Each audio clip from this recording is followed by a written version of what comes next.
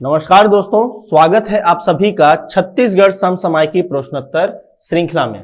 आगे बढ़ने से पहले आप सभी लोगों के लिए जानकारी, 9 वर्षों की निरंतर सफलता को बनाए रखते हुए इस बार पुनः हम आप लोगों के लिए लेकर आ रहे हैं छत्तीसगढ़ प्री हेतु ऑनलाइन टेस्ट सीरीज। इस टेस्ट सीरीज में आपको प्राप्त होंगे कुल 51 टेस्ट और जो प्रश्नों की संख्या है वो होगी 5100।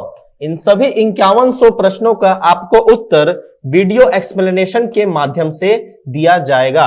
यह टेस्ट सीरीज आपको बेहद ही न्यूनतम शुल्कों में प्राप्त होगी। अधिक जानकारी के लिए आप हमारे दूरभाष केंद्र से संपर्क कर सकते हैं और साथ ही ऑनलाइन प्लेटफॉर्म पर आप रजिस्ट्रेशन कर सकते हैं। एक और महत्वपूर्ण जानकारी कि हर वर्ष की भांति उड़ान IAS एकेडमी इस बार पुनः आप लोगों के लिए लेकर आया है उड़ान समसामयिकी विशेषांक। आप सभी को दोस्तों विदित है कि लगभग 10% से अधिक प्रश्न किससे पूछे जाते हैं, लोक सेवा आयोग और व्यापम की विभिन्न परीक्षाओं में पूछे जा रहे हैं। उन्हीं प्रश्नों को ध्यान में रखते हुए इस विशेषांक को तैयार किया गया है। ठीक है, और अच्छी बात यह है कि ये जो विशेषांक है अब आपके नजदीकी बुक डिपो में उपलब्ध है और राज्य के सभी प्रमुख बुक डिपो में क्या है, उपलब्ध हो चुकी है। इसका लाभ अधिक से अधिक प्राप्त करने के लिए आप इसे जल्दी से जल्दी अवेल कीजिए। बढ़ते हैं दोस्तों आज की कड़ी के पहले प्रश्न की ओर। हमारा पहला प्रश्न है, राज्य के किस प्राथमिक स्वास्थ्य केंद्र को देश में उत्कृष्ट कार्य हेतु सम्मानित किया गया है? Which primary health center of the state was awarded for outstanding work in country? ठीक है, इसमें पहला ऑप्शन मिलेगा आपको नवापारा जो कि सरगुजा में स्थित है, दूसरा ऑप्शन मिलेगा कटघोरा जो कि कोरबा में, तीसरा रावाभाटा जो कि रायपुर में और चौथा कांकेर। ठीक, सभी के आगे क्या जुड़ा होगा, प्राथमिक स्वास्थ्य केंद्र जुड़ा होगा। ठीक, जो कि प्राथमिक स्वास्थ्य केंद्र है वो एक छोटे प्रकार का सेटअप होता है जहां हेल्थ आपको फैसिलिटीज मिलती हैं, छोटे मोटे जांच होते हैं वहां पर, ठीक, और बीमारियों के इलाज किए जाते हैं। ठीक, अभी कोविड के समय में क्या हुआ कि प्राथमिक सेंटरों में बहुत ज्यादा क्या है, काम बढ़ गया। ठीक, उनको बहुत ज्यादा जिम्मेदारियां सौंप दी गई कोविड से रिलेटेड। ठीक, कैसे कि उनको क्या किया जाए, जो कोविड के मरीज हैं उनको रखना, ठीक, जांच करना, उनका मॉनिटरिंग करना, घर घर जाकर उनके बारे में पता करना, ठीक है, डे बाय डे पूरा का पूरा डाटा कलेक्ट करना, बहुत ज्यादा काम बढ़ गया। ठीक, तो इस कारण से क्या हुआ कि हमारे जो केंद्र सरकार है उन्होंने उस समय कब विश्व यूनिवर्सल हेल्थ केयर डे के अवसर पर क्या किया, एक वर्चुअल वीडियो के माध्यम से एक सम्मेलन आयोजित किया। ठीक है, कॉन्फ्रेंसिंग का आयोजन किया गया। डेट था 12 दिसंबर 2020 को। ठीक, इस आयोजन में क्या किया गया, देश में जो सर्वोत्तम स्तर पर क्या किया है, जिस भी प्राथमिक स्वास्थ्य केंद्र है उसको सम्मानित किया गया। और इसी क्रम में हमारे छत्तीसगढ़ के नवापारा स्वास्थ्य केंद्र जो कि कहां लोकेटेड है, सरगुजा में लोकेटेड है, उसको देश में उत्कृष्ट कार्य करने हेतु सम्मानित किया गया है। ठीक है दोस्तों, तो याद रखेगा, ठीक, नवापारा स्वास्थ्य केंद्र जो कि सरगुजा में है वो देश में उत्कृष्ट कार्य करने हेतु इस वर्ष क्या है, सम्मानित किया गया है। बढ़ते हैं अगले प्रश्न की ओर। हमारा अगला प्रश्न डेट के ऊपर आधारित है, बहुत इंपॉर्टेंट डेट 17 दिसंबर। प्रश्न कुछ इस प्रकार है, वर्तमान मुख्यमंत्री माननीय भूपेश बघेल जी ने किस तिथि को शपथ ग्रहण किया था? ठीक है, आपको मालूम होगा कि वर्तमान की सरकार को कितने वर्ष पूरे हो चुके हैं, 2 वर्ष पूरे हो चुके हैं। तो इसी के संबंध में प्रश्न है कि किस तिथि को क्या किया था, शपथ ग्रहण किया था? The current chief minister Bhupesh Baghel ji on which date was take oath, किस तारीख को उन्होंने क्या किया था, ओथ लिया था? तो मैंने तो आंसर बता ही दिया है आपको कि 17 तारीख बहुत इंपॉर्टेंट डेट है, लेकिन आपको यहाँ पास ऑप्शन में बहुत प्रिसाइजली ध्यान देना पड़ेगा कि यहाँ पर 2018 लिखा होना अवश्य होना चाहिए। ठीक है, वो भी दिसंबर 2018 और तारीख क्या होगी, 17। तो 17 दिसंबर 2018 को ठीक क्या लिया गया था, शपथ लिया गया था माननीय भूपेश बघेल जी के द्वारा और उनके साथ उनके मंत्रियों के द्वारा। ठीक है, तो 2 साल पूरे हो चुके हैं। अब बढ़ते हैं हम तीसरे प्रश्न की ओर। आज का हमारा तीसरा प्रश्न है, कमार विकास अभिकरण का मुख्यालय कहाँ है? ठीक है, क्वेश्चन पूछ रहे हैं कमार विकास अभिकरण, ठीक, का मुख्यालय कहाँ है? Where is the headquarters of Kamar development agency? दोस्तों आप सभी को विदित है कि छत्तीसगढ़ में विशेष पछड़ी जनजातियां, ठीक, जो कि केंद्र सरकार के द्वारा घोषित 5 है और राज्य सरकार के द्वारा घोषित 2 है, इन सभी के विकास हेतु क्या है, अभिकरण का निर्माण किया गया और उसका क्या होता है, मुख्यालय होता है अभिकरण। और उसके नीचे क्या बनाया जाता है, प्रकोष्ठ बनाया जाता है। तो अभिकरण बड़ी बॉडी हो जाती है, ठीक, और प्रकोष्ठ क्या है, उसके नीचे की बॉडी हो जाती है। कल के लेक्चर में मैंने बैगा विकास अभिकरण और उनके प्रकोष्ठ के बारे में बताया था कि बैगा विकास अभिकरण कहाँ है, कवर्धा कबीरधाम में स्थित है, ठीक, और प्रकोष्ठ 3 जगह भी और स्थित है। उसके साथ बैगा के साथ बिरहोर का कहाँ है, बिलासपुर में स्थित है। उसी प्रकार से आज भी क्या हुआ है कि कमार विकास अभिकरण के लिए अध्यक्ष की मनोनयन हो चुकी है, जो कि कौन करता है, हमारा कौन सा विभाग है, आदिम जाति और अनुसूचित जाति विकास विभाग के द्वारा।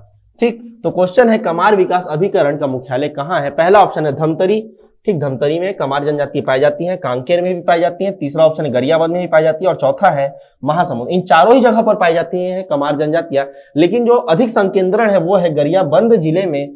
ठीक, इसीलिए विकास अभिकरण कहाँ बनाया गया है, गरियाबंद जिले में बनाया गया है, याद रखिएगा। ठीक है दोस्तों, कमार जनजाति के विकास प्रकोष्ठ भी हैं। ठीक, जैसे कल हमने बैगा का प्रकोष्ठ देखा था, यहाँ पास क्या है, कमार जनजाति के यहाँ पास प्रकोष्ठ भी है, वो भी 3 जगहों पर है, नगरी में है, भानु प्रतापपुर में है, ठीक, और एक आपको मिलेगा महासमुंद में।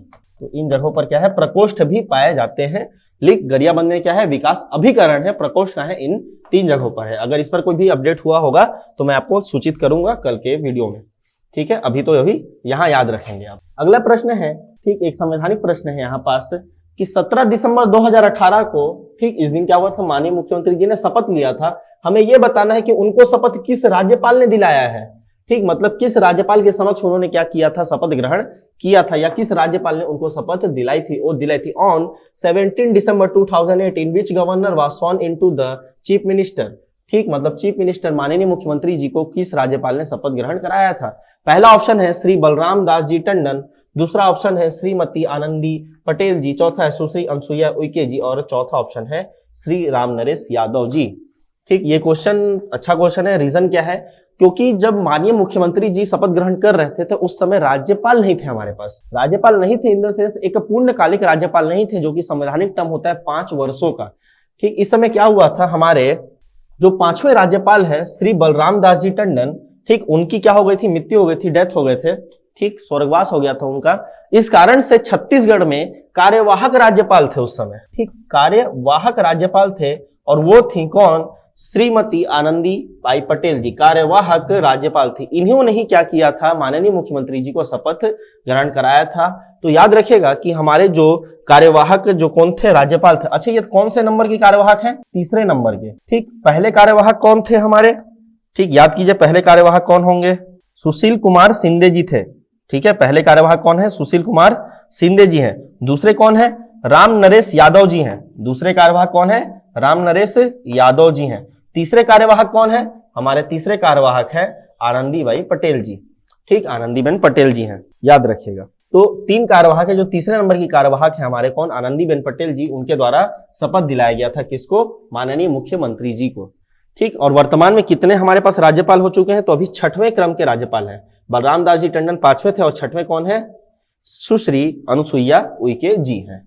ठीक, ये 6वीं राज्यपाल हैं, याद रखिएगा। ठीक है, राज्यपाल का क्रम भी याद रखिएगा, और राज्यपाल जो कार्यवाहक थे बीच बीच में उन्हें भी आप याद रखिएगा। 3 कार्यवाहक मैंने यहाँ बता दिया, और 5वां और 6वां राज्यपाल मैंने बताया है, याद रखिएगा, इस पे इंपॉर्टेंट रहता है। दोस्तों, अगला जो क्वेश्चन है वो एक बहुत अच्छा डेवलपमेंट है हमारे राज्य के लिए, कि राज्य के दक्षिण क्षेत्र में किस स्थान पर केंद्र और राज्य सरकार ने साझा पहल से ट्रॉमा सेंटर खोलने की घोषणा की है। ट्रॉमा सेंटर क्या होता है, ट्रॉमा सेंटर एक ऐसा स्थान जहां बहुत ज्यादा इंजर्ड लोगों की देखभाल की जाती है, सेवा की जाती है। मतलब जब फौरन तौर पर क्या है, इलाज की जरूरत होती है तो ट्रॉमा सेंटर ले जाया जाता है। ठीक, जैसे आप बहुत बड़ी दुर्घटना में ग्रसित हो गए हैं, दुर्घटनाग्रस्त हो गए हैं, ठीक, आपके ऊपर आतंकवादी हमला हो गया है, ठीक, बहुत ज्यादा जब आप घायल हो जाते हैं तब ट्रॉमा सेंटर की जरूरत पड़ती है।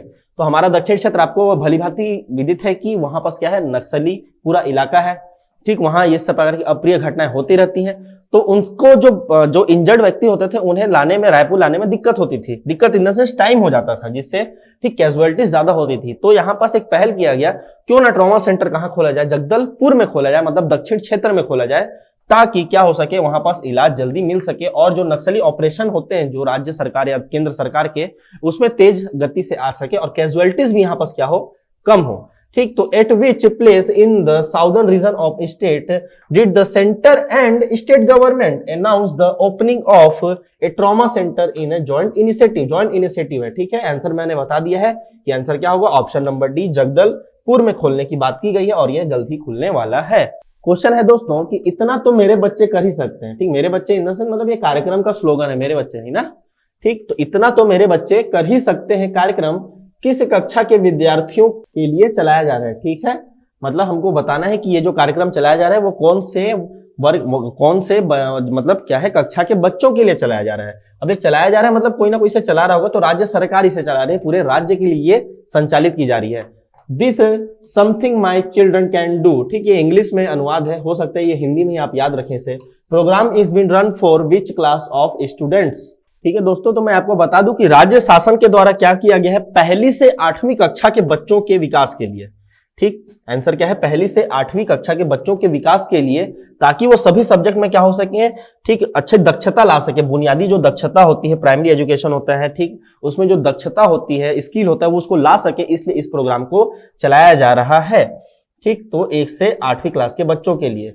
ठीक है, याद रखिएगा। अच्छा, अभी जो शुरुआत किया गया है वो हिंदी लैंग्वेज में और गणित के लिए शुरू किया गया है। ठीक है, हिंदी लैंग्वेज के लिए और गणित के लिए इसे शुरू किया गया है। ठीक, क्योंकि सीखने का आधार भी इन्हीं दोनों सब्जेक्ट से चालू होता है। हिंदी लैंग्वेज अगर आप समझते हैं तो बहुत कुछ समझते हैं, और गणित आपको आता है तो फिर आप आगे फर्दर क्या कर सकते हैं, आगे अच्छे पढ़ाई पढ़ सकते हैं। इस कारण से इन्हें चलाया गया है। इसमें क्या है, बाद में जाकर इसके लिए एनालिसिस प्रोग्राम भी चलाया जाएगा दिसंबर से लेकर मार्च तक। ठीक, दिसंबर से लेकर मार्च तक क्या है, एनालिसिस भी किया जाएगा कि कितना हम इस पर क्या किए, वर्ग कर चुके हैं।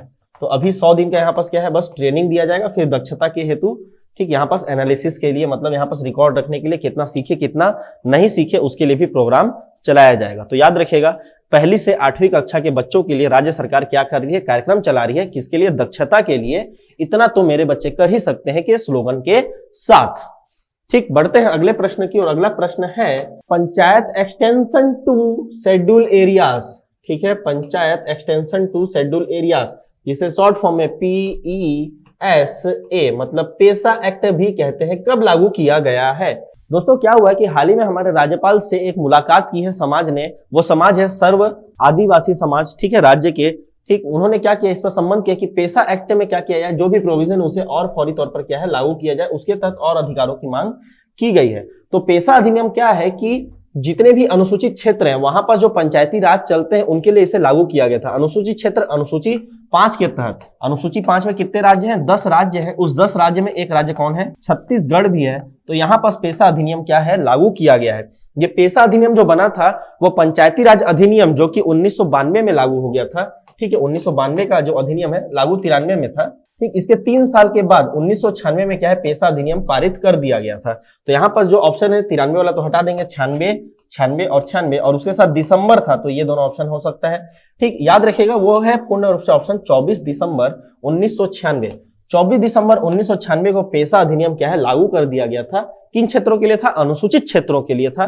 ठीक, अनुसूचित क्षेत्र मतलब जो 5वीं अनुसूची में जो राज्य शामिल है, कितने राज्य शामिल है, यहाँ पर 10 राज्य शामिल है, जिसमें से छत्तीसगढ़ भी एक क्या है, राज्य शामिल है। ठीक, याद करने के लिए अगर याद किया जाए तो बहुत आसान है ये 10 राज्य याद करना। कैसे, छत्तीसगढ़ से लगे हुए सभी राज्य आते हैं, यूपी को छोड़ दीजिएगा इसमें। ठीक है, यूपी को छोड़ दीजिए तो बाकी छत्तीसगढ़ से जितने भी लगे हुए राज्य हैं वे सब शामिल हो जाते हैं। जैसे छत्तीसगढ़ पहला, झारखंड दूसरा, तीसरा उड़ीसा, चौथा तेलंगाना, 5वां हो जाएगा आपका आंध्र प्रदेश, 6वां हो जाएगा महाराष्ट्र, 7वां हो जाएगा मध्य प्रदेश। ठीक, महाराष्ट्र के बगल में चले जाइए, महाराष्ट्र के बगल में जाएंगे तो आपको गुजरात मिल जाएगा। ठीक है, गुजरात के ऊपर आपको राजस्थान मिल जाएगा, तो 9 हो गए। और एक 10वां जो राज्य मिलेगा आपको वो मिलेगा हिमाचल प्रदेश में। तो इस प्रकार से आप 10 राज्यों के नाम आराम से याद रख सकते हैं। ठीक है दोस्तों, तो बढ़ते हैं आगे अगले प्रश्न की ओर। अगला प्रश्न है रामायणकालीन स्थल के ऊपर कि रामायणकालीन स्थल बिलद्वार गुफा राज्य के किस जिले में स्थित है। ठीक, सरगुजा संभाग के लोग इसके आसानी से आंसर बना सकते हैं। बिलद्वार गुफा वहां फेमस है बहुत। In which district of the state is the Bildwar cave located during the Ramayan kaal, मतलब रामायणकालीन स्थल है ये बिलद्वार गुफा, और ये किस क्षेत्र में स्थित है, मतलब राज्य के किस जिले में स्थित है, क्वेश्चन ये है। तो दोस्तों याद रखिएगा, जो किलकिला पहाड़ है जसपुर का, वहीं पास स्थित है क्या, ये बिलद्वार गुफा। किलकिला पहाड़ भी कहाँ स्थित है, जसपुर में है, रामायणकालीन स्थल है। ठीक, जो 75 रामायणकालीन स्थल है, जो कि मन्नूलाल यदू जी की जो बुक है उसके आधार पर 75 जो चिन्हांकित किया गया है, उनमें से 51 पर क्या है, योजना चल रही है। बहुत लोग सोचते हैं कि 75 पर योजना है, लेकिन 51 पर योजना चल रही है। राम वन पथ गमन योजना 51 क्षेत्रों को चिन्हांकित किया गया है। इसमें से 9 जो है वो प्रथम चरण पर है। प्रथम चरण में कितने हैं, 9 है, जो कि कौशल्या माता मंदिर से शुरू किया गया है, चंद्रपुरी से। ठीक, उसकी शुरुआत चंद्रपुरी कौशल्या माता मंदिर से हुई है। फिर ये 51 को और डेवलप किया जाना है, प्रथम चरण में 9। तो इस 75 में से और 51 में से कौन सा है? एक किलकिला पहाड़, बिल द्वार गुफा जसपुर में रामायणकालीन स्थल है, याद रखिएगा इसे, इंपॉर्टेंट। ठीक है, बढ़ते हैं हमारे अगले प्रश्न की ओर। अगला प्रश्न है, स्वर्गीय डॉक्टर पंडित चैतन्य गोस्वामी का संबंध राज्य के किस जिले से है? ठीक, कल ही की एक दुखद घटना है दोस्तों। ठीक, पंडित चैतन्य गोस्वामी अब हमारे बीच में नहीं रहे, एक अच्छे व्यक्तित्व जो कि हमारे साथ अब नहीं रहेंगे। Late doctor Pandit Chaitanya Goswami is related to which district of the state? पहला ऑप्शन है सरगुजा, दूसरा है रायगढ़, तीसरा ऑप्शन राजनांदगांव, चौथा ऑप्शन है बस्तर। तो इसका जो दोस्तों आंसर है वो है राजनांदगांव, ऑप्शन नंबर सी। ठीक है, पंडित, ठीक है दोस्तों, तो ये राजनांदगांव के निवासी थे। ठीक, डोंगरगांव स्पेसिफिक किया जाता है, यहाँ डोंगरगांव के निवासी थे ये। ठीक, एक आयुर्वेदाचार्य थे, मतलब आयुर्वेद के ये क्या थे? अध्यापक थे। ठीक, अध्यात्म व्यक्तित्व थे। ठीक, बहुत अच्छा स्पिरिचुअल ये ठीक लेख लिखते थे और ये बहुत ज्यादा अच्छे सम्मानित व्यक्ति थे। ठीक, इनका कल ही क्या हो चुका है? निधन हो चुका है। राज्यपाल ने इन्हें क्या है? श्रद्धांजलि अर्पित की है। ठीक है, याद रखिएगा। अच्छा, इनका जो रिलेशन है वो BHU से भी रहा है, जो बनारस हिंदू यूनिवर्सिटी है, ठीक है, उनसे भी इसका क्या रहा है? ठीक, रिलेशन रहा है। रीजन क्या है? यहाँ पर मदन मालवीय मोहन जी क्या थे? इसके संस्थापक थे, उनके ये शिष्य रहे हैं। ठीक है, उनके ये शिष्य रहे, इसलिए बहुत इंपॉर्टेंट व्यक्ति भी हो जाते हैं छत्तीसगढ़ के पर्सपेक्टिव से। ठीक, बढ़ते हैं दोस्तों आज की कड़ी के हमारे लास्ट प्रश्न की ओर, जो है कि तहसील पुनर्गठन के पश्चात सरगुजा जिले में तहसीलों की संख्या है। ठीक, मैं बोला था आपको कि मैं पूरा तहसील आपको करा दूंगा। ठीक, कल मैंने बलरामपुर तहसील पूछा था, सॉरी बलरामपुर जिला पूछा था। ठीक है, बलरामपुर जिले में कितने तहसील हैं? ठीक, तो आज क्वेश्चन है कि सरगुजा जिले में कितने तहसील हैं, उनकी संख्या क्या है? What is the number of tehsil in Surguja district after tehsil reorganisation? ठीक है, तो यहाँ पर फिर से ऑप्शन है 5, 6, 7, 8। इसका आंसर आप कहाँ करेंगे? फिर से कमेंट बॉक्स में करेंगे। ठीक, मैं इसका उत्तर आपको कल की कड़ी में दूंगा, कल की कड़ी में। जैसे आज की कड़ी में बलरामपुर का उत्तर होगा, ठीक, कल भी यही ऑप्शन था 5, 6, 7, 8। तो वर्तमान में दोस्तों याद रखिएगा कि बलरामपुर जिले में कितने तहसील हैं? 8 तहसील हैं। पहले कितने थे? 6 थे। ठीक है, पहले कितने थे? 6 थे, और अभी कितने हैं? 8 हो चुके हैं। ठीक, 2 कौन से नए बने हैं? रामचंद्रपुर और सामरी, ये 2 नए तहसील क्या है? बने हैं, जिसके कारण अब इनकी संख्या कितनी हो जाती है? 8 हो जाती है। बाकी पुराने 6 कौन से थे? ठीक है, जो 6 तहसील थे, रामानुजगंज, बलरामपुर, वाडफनगर, राजपुर, शंकरगढ़ और कुसमी, ये पहले से 6 थे, 2 नए बने, रामचंद्रपुर और सामरी। तो अभी टोटल तहसीलों की संख्या कितनी है? 8 हो चुकी है। ठीक, तो बलरामपुर डिस्ट्रिक्ट में तहसील कितने? तो इसका उत्तर हो जाएगा 8। क्वेश्चन पूछता है दोस्तों विकास खंड कितने? ठीक है, तो विकास खंड अभी भी कितने होंगे? 6 होगा। ठीक, कौन कौन सा विकास खंड है? रामचंद्रपुर दोस्तों याद रखिएगा एक विकास खंड है, कुसमी विकास खंड है, शंकरगढ़ विकास खंड है, राजपुर विकास खंड है, वाडफनगर विकास खंड है और बलरामपुर विकास खंड है। रामानुजगंज विकास खंड नहीं है और सामरी भी विकास खंड नहीं है। इसका मतलब ठीक, रामानुजगंज क्या है? केवल तहसील है, और रामचंद्रपुर तहसील भी है और विकास खंड भी है। ठीक है, तो भूलिएगा मत, कंफ्यूजन मत होइएगा यहाँ पास रामचंद्रपुर और रामानुजगंज में। ठीक, जब कभी पूछे रामानुजगंज क्या विकास खंड है? जी बिल्कुल नहीं, विकास खंड नहीं है। रामानुजगंज केवल क्या है? एक तहसील है। और पूछे रामचंद्रपुर क्या है? तो रामचंद्रपुर पहले केवल विकास खंड हुआ करता था, लेकिन वर्तमान में वो विकास खंड भी और वो एक तहसील का भी दर्जा प्राप्त हो चुका है। ठीक है, तो आशा करता हूं कि आपको ये समझ में आया होगा। बलरामपुर जिला आपका यहाँ पास कंप्लीट है। ठीक, कल बात करेंगे सरगुजा जिले की, लेकिन आपके पास जो डाटा है, आपको जो याद है, वो कहाँ आप कमेंट करेंगे? कमेंट बॉक्स में करेंगे, ताकि इसका उत्तर आपको ठीक आसानी से अच्छे से और मिल सके। तो दोस्तों आज की कड़ी का हमारा ये रहा आंसर की 10 नंबर क्वेश्चन का आप आंसर कमेंट बॉक्स में करेंगे। आशा करता हूं कि आप सभी को यह वीडियो पसंद आया होगा। पसंद आने पर आप इसे लाइक करें, हमारे यूट्यूब चैनल को सब्सक्राइब करें और कमेंट करें, ताकि अधिक से अधिक लोगों तक ये जानकारी पहुंच सके, और इसे अपने दोस्तों के साथ शेयर करें, ताकि हमारी इस पहल का लाभ सभी लोगों को मिल सके। इसी उम्मीद के साथ मैं मिलता हूं आपसे कल की कड़ी में। तब तक के लिए जय जोहार, जय छत्तीसगढ़।